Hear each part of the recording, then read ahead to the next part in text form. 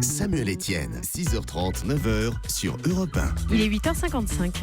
Le débrief de la matinale maintenant, les temps forts de ce que vous avez entendu ce matin sur Europe 1. Pour Olivier Falorni, le député d'hiver gauche de la Charente-Maritime, cela ne fait aucun doute. La juge qui a ordonné la mise en liberté conditionnelle de l'auteur de l'attentat de Saint-Étienne-du-Rouvray a failli et doit assumer ses responsabilités. Il était mon invité à 7h45 dans l'interview Vérité. Ce sont des ordonnances de bisounours, en tout cas celle-ci. Et j'ai l'impression que cette juge a oublié un élément essentiel qu'il faut intégrer dans la lutte contre le terrorisme, c'est ce qu'on appelle la taquilla, c'est-à-dire la dissimulation.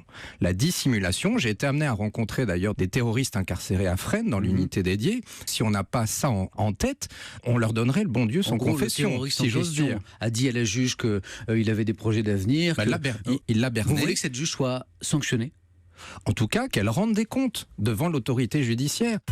C'est une année noire pour l'agriculture en France, la pire depuis l'après-guerre, selon le président de la FNSEA, Xavier Belin. Il évoque des conséquences désastreuses pour notre économie. Il était mon invité à 6h45 dans Europe 1 vous répond. Écoutez. Globalement, beaucoup d'exploitations vont subir des demi-chiffres d'affaires par rapport à une année normale, ce qui est colossal. Chiffre d'affaires divisé par 2. C'est pour ça que je parle maintenant de milliards d'euros de pertes. Et là, il nous faut un plan de refinancement. On est vraiment là sur des choses qu'il faut traiter de manière très pragmatique, très concrète, sans état d'âme.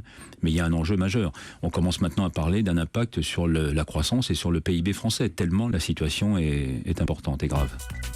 Une histoire stupéfiante maintenant. Un motard retrouvé en vie 4 jours après son accident. Les gendarmes n'ont, semble-t-il, pas pris au sérieux l'inquiétude de sa femme qui finalement a pu le localiser grâce au GPS de Google. Écoutez plutôt un reportage d'Hélène Fromanti, c'était à 6h30.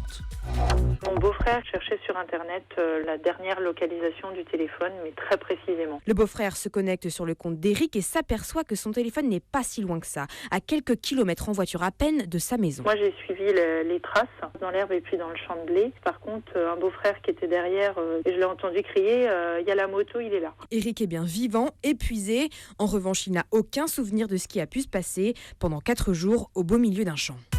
Et puis la folie Pokémon Go a encore frappé. Cette fois, ce sont des gendarmes dans l'Aube qui en ont fait les frais. Le brigadier Guerrero nous raconte. C'est au micro d'Esther Pujadas dans le journal de 7h.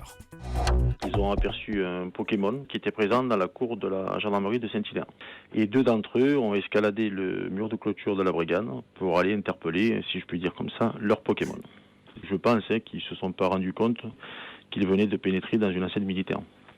Un gendarme qui a vu la scène, donc les militaires ont interpellé les individus. Donc voilà, ce type d'intrusion, on n'apprécie pas trop. Thomas Joubert est avec nous. Thomas, c'est un peu le spécialiste de la rédaction des Pokémon. Est-ce que vous aussi, comme ces jeunes, vous interpellez les Pokémon ? Écoutez, j'ai attrapé un Fantominus ce matin en arrivant à Europe 1, pour tout vous dire. Décidément, ça n'arrête plus. C'était le débrief de la matinale.